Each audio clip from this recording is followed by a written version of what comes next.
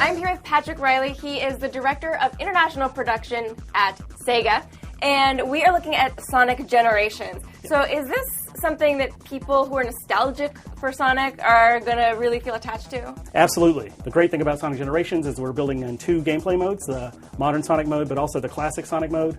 And for the first time since Genesis era Sonic, we're trying to basically reproduce the Genesis experience. The momentum-based gameplay, stop-and-go platforming, speed as a reward, the multiple levels of exploration and paths that players can take throughout the game. The development team is taking inspiration from the original Green Hill Zone and the other levels that we're building levels based on. And they're rebuilding those stages in HD, but just basically trying to make it feel like it did. We are using our Hedgehog engine, and so basically we're using global illumination technology just to make these incredibly, vibrant levels, something that we weren't able to do before. More detailed animations, more detailed scenery. So you get two parts of the game. You get classic and modern. So this is the modern we're looking at right now. Correct. So this is basically building upon the successful daytime Sonic Unleashed formula that we also used in Sonic Colors.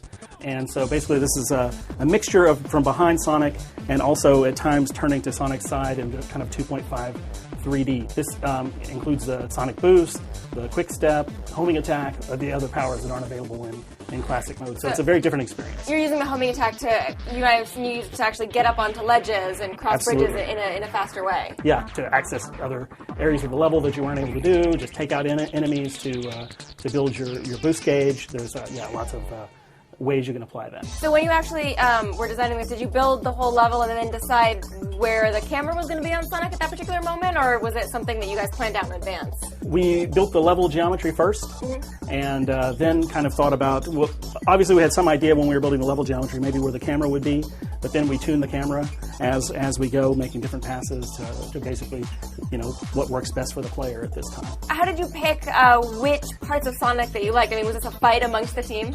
Basically, we had a big discussion. We sought community input. So, what are people's favorite stages? At the time, I don't think we said, that we were making this game. We had got input from people, like what are their favorite stages, fed that back to the development team. They also, of course, had some of their ideas. So it was really a big discussion between Sega internationally. I do love the fact that people are just kind of taking a fun quiz online or just in the forums with their friends, and you guys are actually taking notes on this, like, Green Hill Zone, very interesting. The casino level, interesting. Yes. We've seen two versions of the Green Hill Zone. I mean, are we going to see some more classic stages? Absolutely.